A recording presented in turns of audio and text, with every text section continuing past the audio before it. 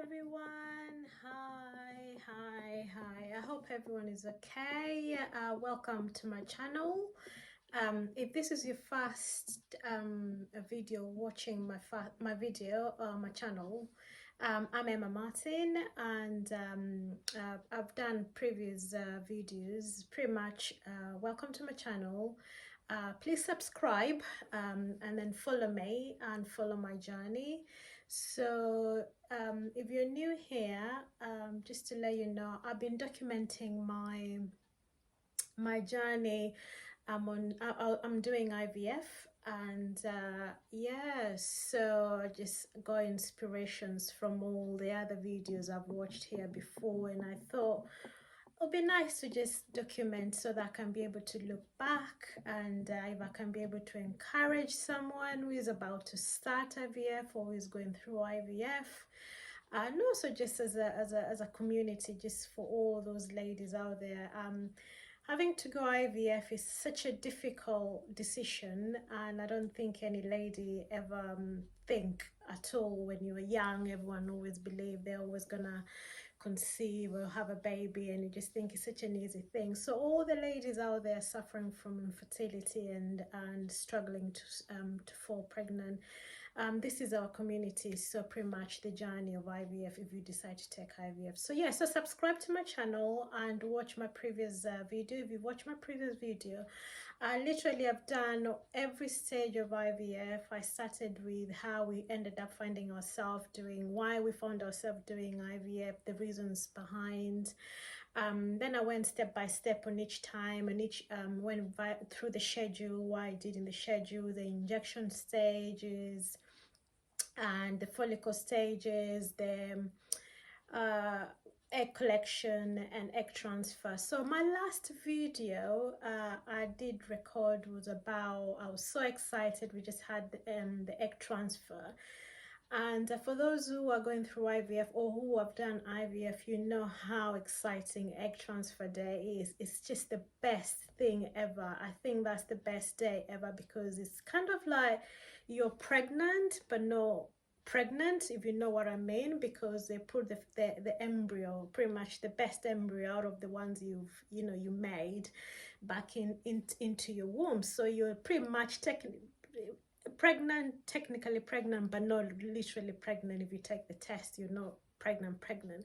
So it was such an exciting day, and that was a very simple and easy procedure among all the other ones I've gone through. So I was so excited.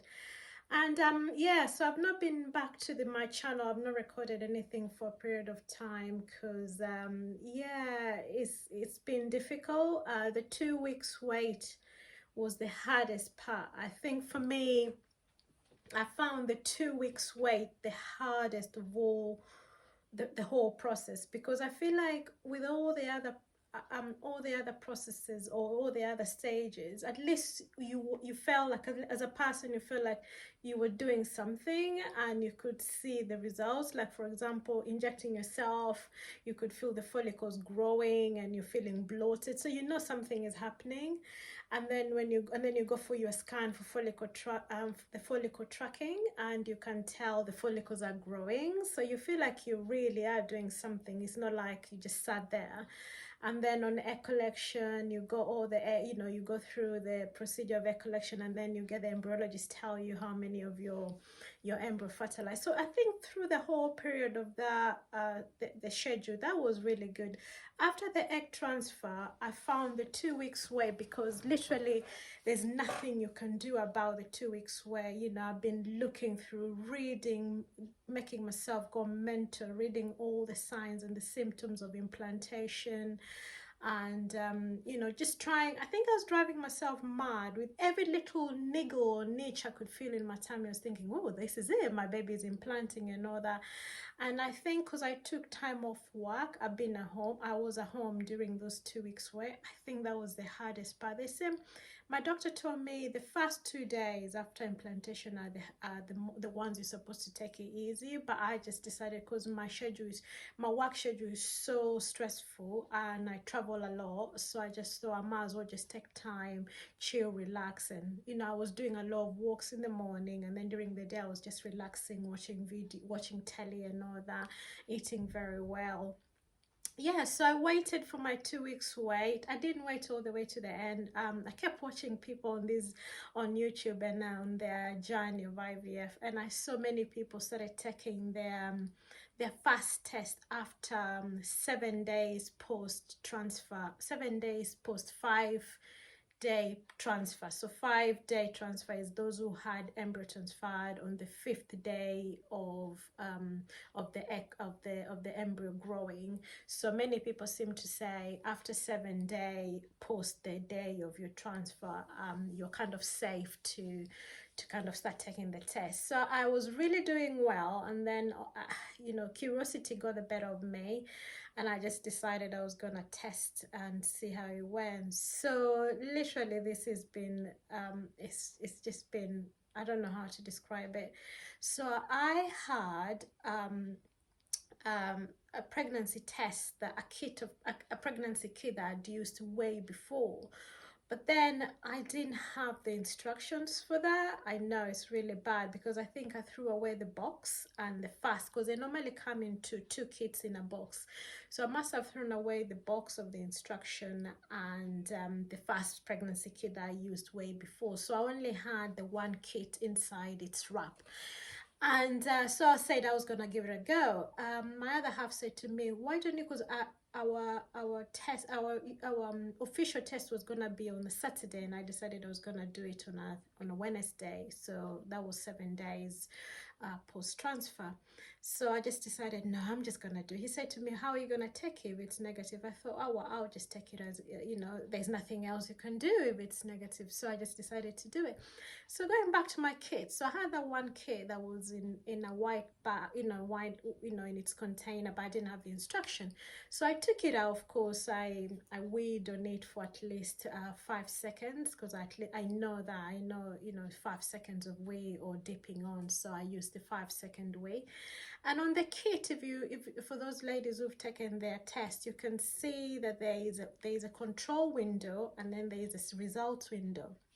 So for me, there was a line on a control window, and I thought in my head that the other window that didn't have a line, if the line appears on the window, then it means that it's positive. Oh boy, was I wrong. I was so excited.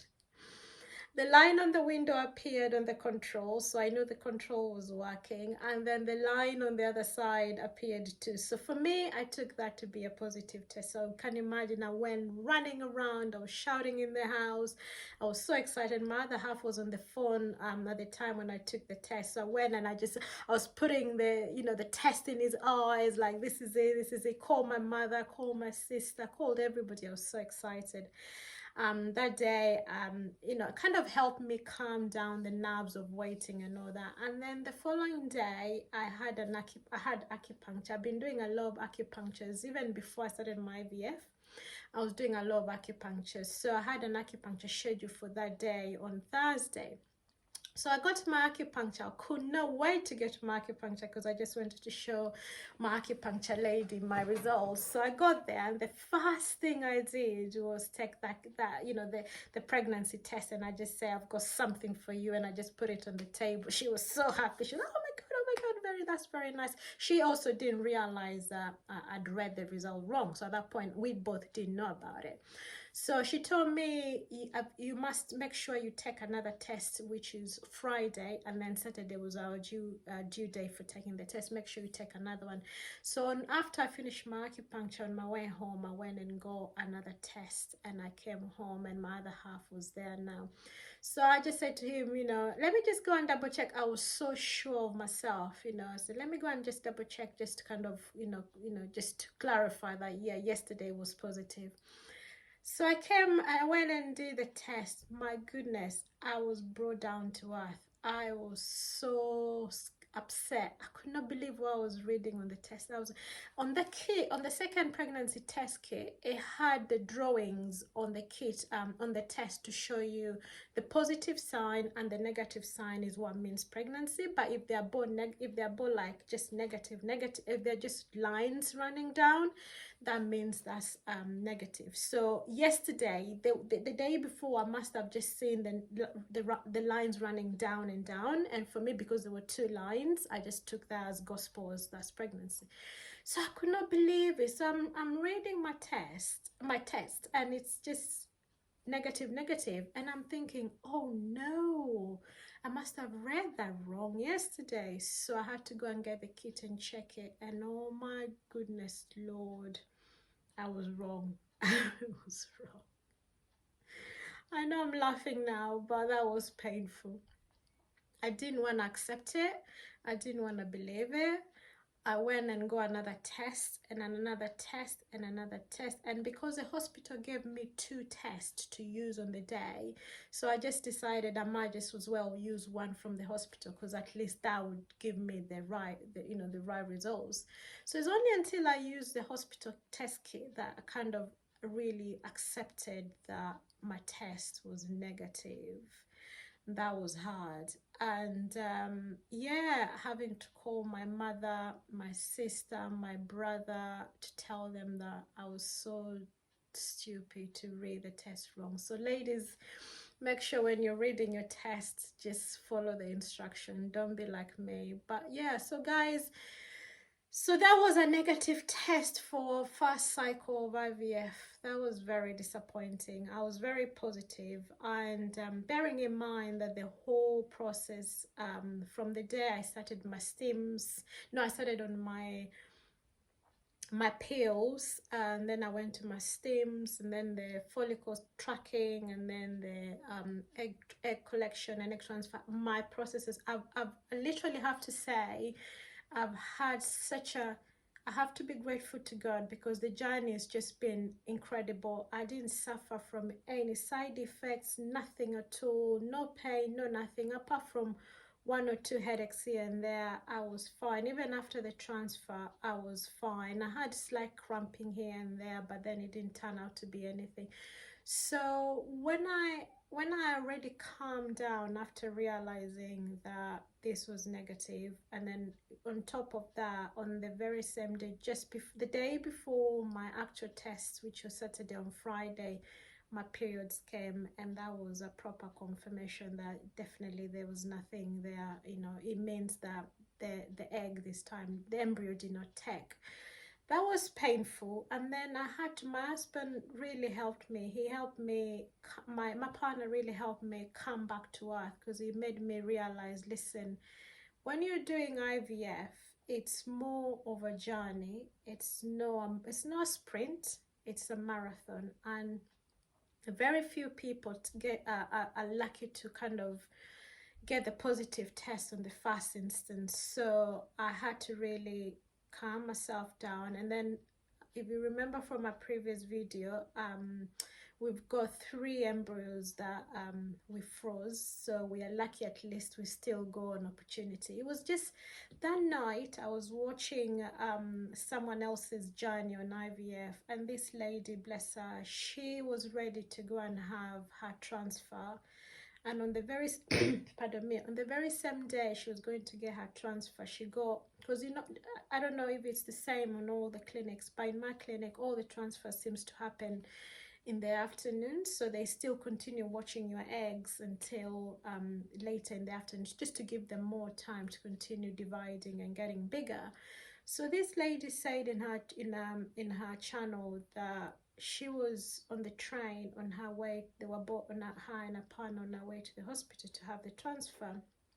And as she came out of the train, she got this call from the hospital, and they told her, unfortunately, I don't know, I can't remember how many embryos were still growing at that point, but wherever she had, if it was 1, 2, 3, they all died, and she didn't have anything for transfer. So that was so painful for me, more than me not being able to have the embryo taken for the first time. And it really helped me snap back and realize that I've been blessed, and at least I got 3 more chances to realize the dream of being a mother. So I became strong. I dusted myself. I decided to myself, I'm gonna be strong, because as if you if you start falling and becoming weak, and you know, and letting your brain, you know, not mentally strong, you probably are not, you're not going to be able to take on to the next challenge. Because now for us, the next challenge, you will be doing the frozen embryo transfers, and I wanted to do mine as soon as possible.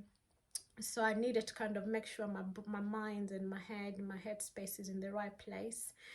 And yeah, so I've been doing well since then. I went back to work. That was really hard because everybody knew I was doing IVF, and I've been away for long, so everybody was waiting for good news. But hey, that's how it goes. And yeah, so I didn't have any good news for them. Anyway, guys, so the next stage for us is, after that we have to have, or we've already scheduled an appointment with the doctor's appointment in 2 weeks time, so that she can take us through the frozen embryo transfer. And I'm being very positive, because I've, from all the reading and every place, everyone I've had, even my acupuncture lady, seems to have suggested that frozen transfer seem to take better than the fresh cycle. Because I think they're saying with the fresh cycle, your body is still, the hormones are everywhere, as you can imagine. You got injection here, you got your trigger here, you got your progesterone here, you got everything going everywhere. So probably with them, because at least with the frozen embryo, I don't have to do all the steams and all the triggers, because we've already done that on our first cycle. So they seem to say your body is a little bit in equilibrium, more like how it should be when you're doing natural. So the protocol in our clinic is the, for frozen, after, if you didn't have a positive result after your fresh transfer, they'll have to wait. You have to wait for two bleeding, 2 monthly bleeds. So pretty much what they're calling them the washout blade, so which is now the one that comes out with the embryo. So that's the washout blade.